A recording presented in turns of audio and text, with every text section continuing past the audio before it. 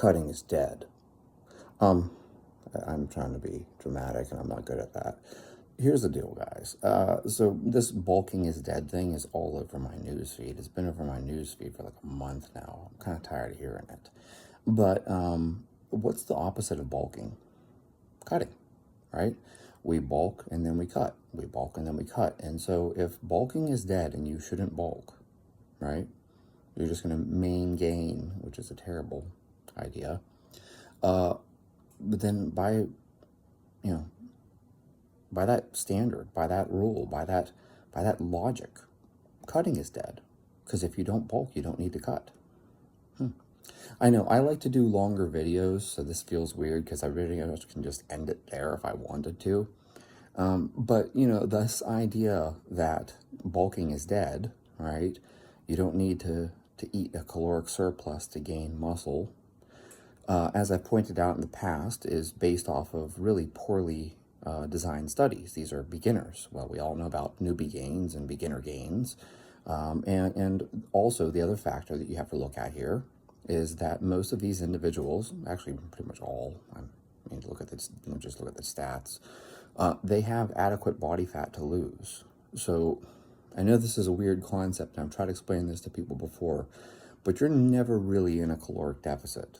Now, what I mean by that is not by the fact that you're not eating, right? So, like, if you fast and you're eating 0 calories, like, technically that's a caloric deficit. But to your body just takes all the energy from your fat. So I realize that we're not eating food, and that, by that standard, yes, you're in a caloric deficit. You're not consuming calories. But your body is getting calories from somewhere, whether it's stored body fat or it's muscle, even for that matter. Your body always will get the energy that it needs up to the point where you die. Like, yes, people do die of starvation. So I'm not saying that doesn't happen.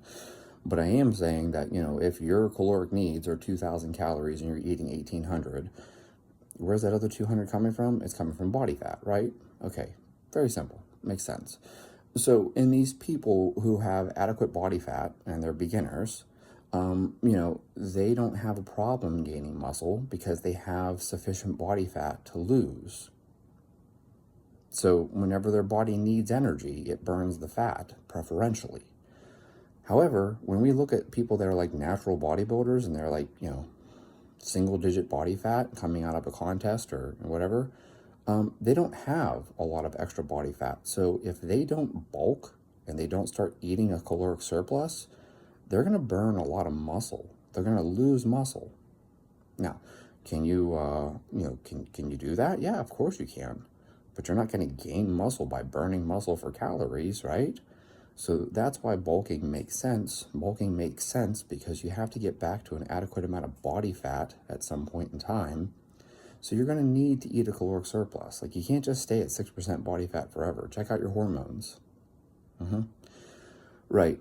So, as I've already pointed out in previous videos, bulking is not dead. But what I am saying in this video here is that if bulking is dead, then cutting is dead too. Because if you don't bulk, then you don't need to cut. And so this whole thing is really, it's just a very weak and poor argument. And whenever people say this, I ask the question, okay, tell me how many athletes you've put on stage. Tell me how many athletes you've produced. Any? None? Oh, okay, now I get it. You don't need to have studies to have common sense. And when you do have studies, you still have to have common sense because you have to look at them and recognize these are beginners with more than adequate body fat. So this doesn't apply to anyone who's been training for a long period of time, and this definitely doesn't apply to anyone who is insanely shredded lean. You are not going to main gain with single-digit body fat. Not going to happen. It's just your hormones are going to get all screwed up. Why do you think so many people have low testosterone? I can't tell you how many guys I come across and I'm like, I have low testosterone. It's like, dude, you are shredded lean. You should have low testosterone. Like, that's what happens. And like, you have low thyroid hormones. And people are like, no, I have Hashimoto's or I have hypothyroid. And it's like, no, you're just too lean. Someone very intelligent, actually, Pat Sherwood. You guys can go ahead and Google this. Pat Sherwood idiot suit. He talked about how he likes the way he looks, right, when he's really lean, but his performance actually declines. So he actually has to gain a little bit of fat. And oddly enough, he performs better at a body weight and body composition where he's a little softer than he'd like to be. But when he gets lean to the point where he likes how he looks, his performance declines. If it benefited you, and like, let me point this out, bodybuilders are at their weakest when they step on stage.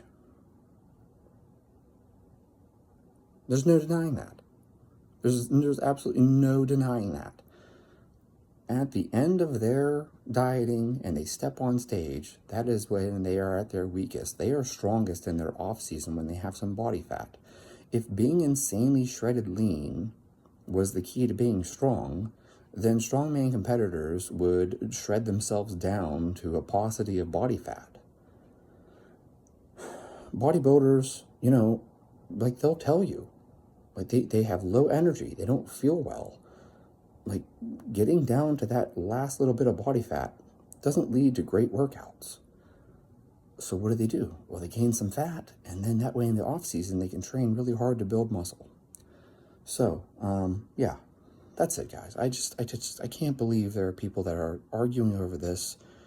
Anyone that has any experience actually coaching knows that you can't be gaining muscle whenever you're in single-digit body fat and you're exhausted and you feel like death. We've all had that death face before. You feel awful. It's no different than fight camp. I've never done bodybuilding, but I've done fight camps where I like cut from 155 to 160 all the way down to like 135 to make weight. I felt like death. I didn't feel good. That is not a good move, and I've told you guys this in the past. I lost so many fights at 135. I kept cutting to 135 thinking that, the lowest weight class I can get to is the best one. I finally just gave up and fought at 155 because it was like, well, I weigh 157, so I have to do very little to make 155. And I started winning. I wish I would have figured that out sooner. I have a losing record. But I have a losing record mainly because of the number of fights I did at 135. If I took my record and only looked at my fights at 155, I have a winning record. So obviously, overcutting and being too lean damages your performance. Anyone that has experience understands this. So anyways, like I said, if bulking is dead, then cutting is dead. And as far as I'm concerned, neither are dead.